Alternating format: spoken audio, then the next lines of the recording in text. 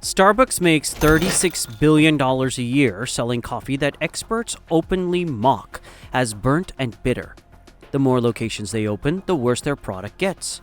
40,000 stores worldwide, premium prices, coffee that customers call overpriced dishwater. Yet, millions still line up every morning to pay $6 for it. So you might sense where this is going.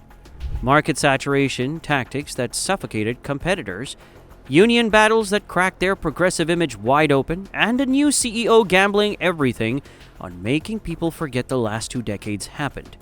If stories about billion-dollar brands sacrificing quality for growth keep you up at night, hit like and subscribe to Money Legends. The beans are already roasting. In 1983, Howard Schultz walked into a Milan espresso bar and watched something America had never seen. Baristas greeting every customer by name. Students debating politics over tiny cups. Business partners sealing deals standing at marble counters. These coffee shops were neighborhood living rooms where the entire community passed through daily. America had nothing like this. Coffee meant diner sludge, or home percolators. Back then, paying $3 to drink espresso in a social space would have sounded insane to most Americans. Schultz saw an entire cultural experience waiting to be imported. Starbucks had started modestly in 1971. Jerry Baldwin, Zev Siegel, and Gordon Bowker opened their first Seattle shop selling high-quality beans and equipment. They catered to home brewers who wanted better coffee than supermarket cans offered. For over a decade, that was the whole business. Beans, not drinks. Schultz joined in 1982 as marketing director and immediately pushed to add espresso beverages.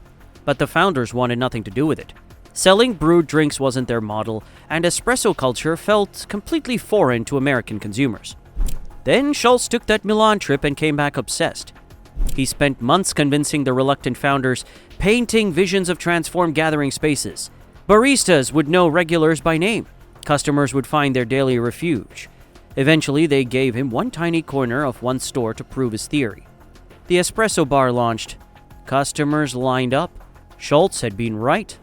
By 1987, he'd raised enough capital to buy Starbucks outright. He expanded the café model aggressively, keeping Italian terminology like grande and venti to maintain that European sophistication. Locations became destinations where Americans could experience something that felt worldly, premium, and special. Starbucks had created America's specialty coffee movement by proving people would pay $3 for an experience that cost pennies to produce. But this seductive blend of craft and community contained a tension that would eventually tear everything apart. The intimate Italian cafe that Schultz fell in love with was about to become a factory. By the year 2000, Starbucks had opened over 2,000 stores worldwide. Then analysts noticed something strange.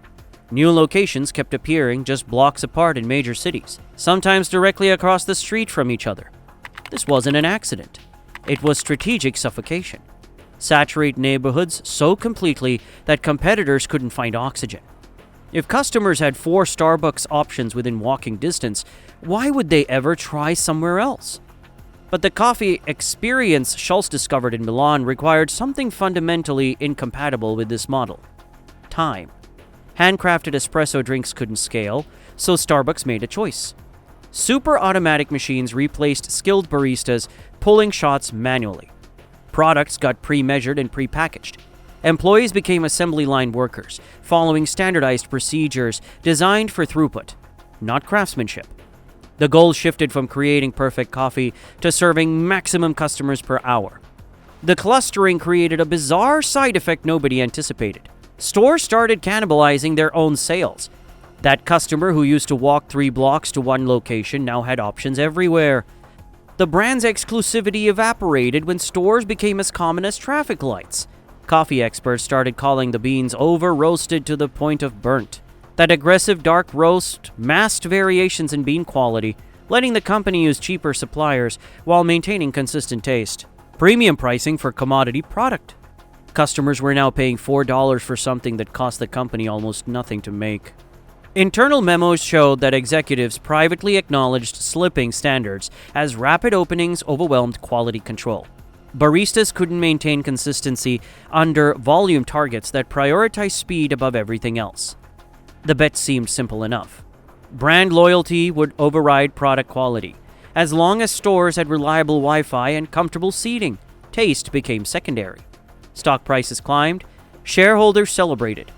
But the company had traded its soul for scale, and the bill was about to come due. By 2024, Starbucks was facing more than criticism. It was facing a coordinated assault from every direction.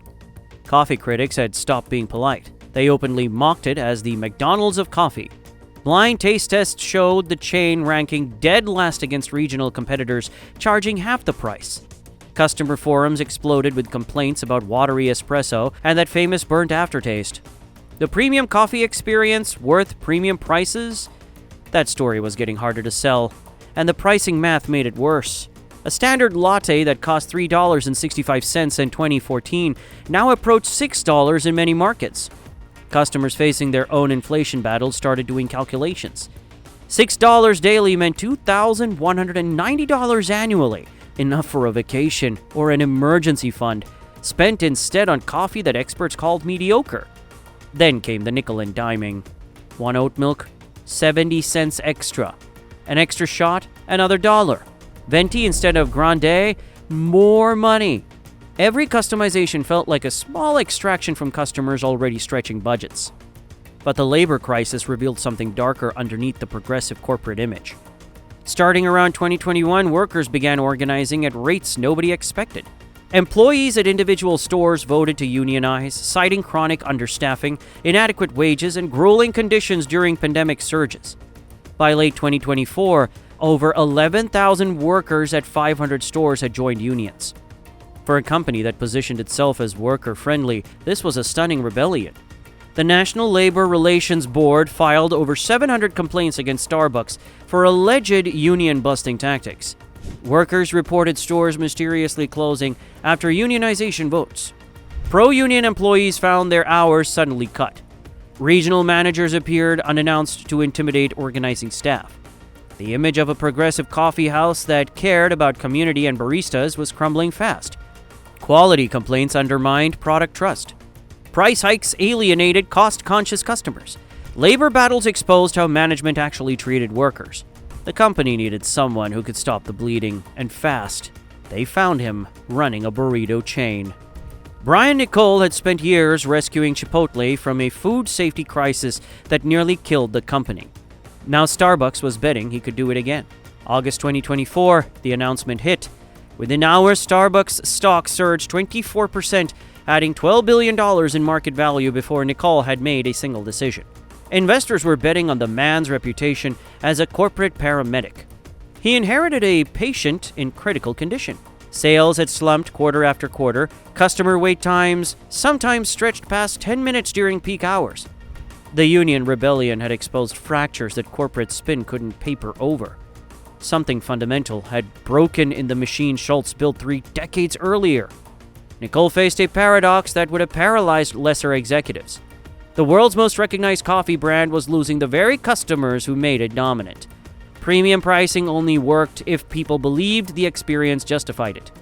When baristas became order takers and stores felt like transit stations, that belief had evaporated. He moved faster and ruthlessly. Within his first month, Niccol eliminated 1,100 corporate positions globally. These targeted the bureaucratic layers that had turned Starbucks into exactly what Schultz always feared: a lumbering corporation where employees debated while competitors moved. The menu purge came next. He slashed roughly 30% of offerings. Fewer options meant faster service and less chaos for overwhelmed baristas juggling dozens of customizations. The trade-off was deliberate. Sacrifice menu breadth for execution, speed. Then, he made the call that signaled how much things had changed. Starbucks ended its open-door policy, allowing anyone to use stores without purchasing. The community gathering space that Schultz had imported from Milan was officially dead. Paying customers would come first now. Niccol had a plan to bring back everything the company had sacrificed for growth. But spending that kind of money in the middle of a crisis required either genius or delusion. His answer arrived with a price tag that made shareholders nervous. Over $1 billion to resurrect the cafe experience Starbucks had abandoned. The Back to Starbucks initiative launched as a sweeping confession. Everything had gone wrong: the stores, the service, the soul. Now the company would fix it from the ground up or burn through $1 billion trying. The makeover started with physical resurrection. Condiment bars returned after years of elimination. Ceramic mugs replaced disposable cups for customers who actually wanted to stay. Free refills came back. Comfortable seating arrangements replaced cramped layouts designed to push people out the door. Every change sent the same message. Starbucks wanted customers to linger again, not grab and flee. Employee benefits were improved. Paid parental leave doubled. Store hours increased at 3,000 locations, giving baristas more shifts and more income stability. These moves directly addressed union complaints about inadequate compensation and unpredictable scheduling. Whether that would satisfy workers who'd spent years organizing was another question entirely. The plan included harder medicine too. Dozens of underperforming stores closed permanently. Nearly 1,000 corporate positions disappeared globally beyond Niccol's initial cuts. Starbucks would consolidate around profitable locations rather than maintain bloated infrastructure from the growth at all costs era. The CFO maestro was betting customers would forgive 2 decades of decline if the commitment felt genuine. The first results would reveal whether that bet was visionary or delusional. Late 2025, the numbers finally started moving in the right direction. Starbucks reported a 5% global revenue surge and snapped a painful streak of 7 consecutive quarters with declining same-store sales. Positive comparable sales returned in September and continued through October. International markets delivered strong growth in Japan, the UK, and Mexico. Even China, which had been hemorrhaging customers to local competitors for years, showed signs of stabilization. For the first time since Niccol arrived, there was actual evidence the billion-dollar gamble might work.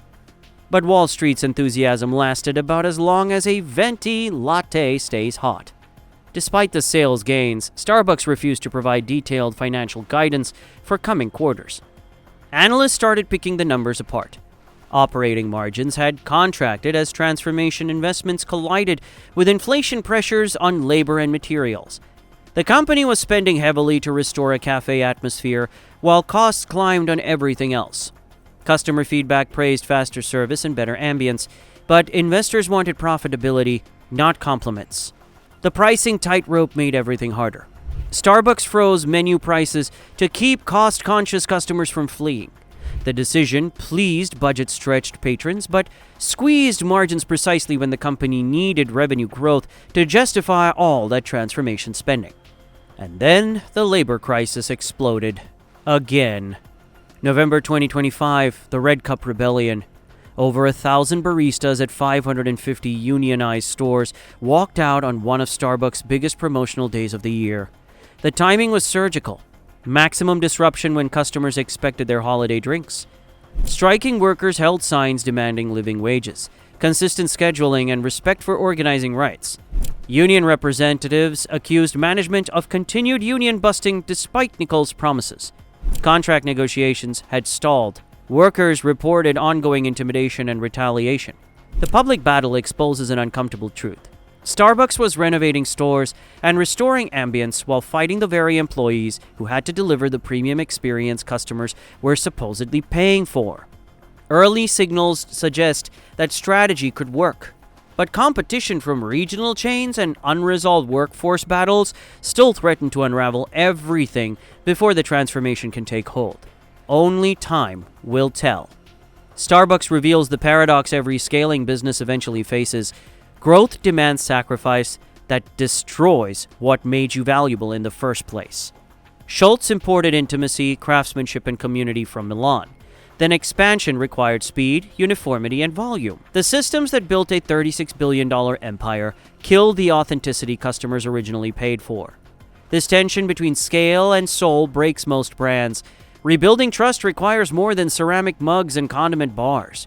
It means admitting you prioritize shareholders over experience, then proving through consistent action that you've actually changed.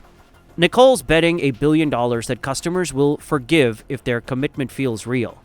Most companies never recover once they've trained people to expect mediocrity at premium prices. What do you think? Can Starbucks actually restore what made them special, or is this just expensive theater? Drop your take in the comments below, and if you love stories about billion-dollar empires fighting their own contradictions, Hit like and subscribe to Money Legends.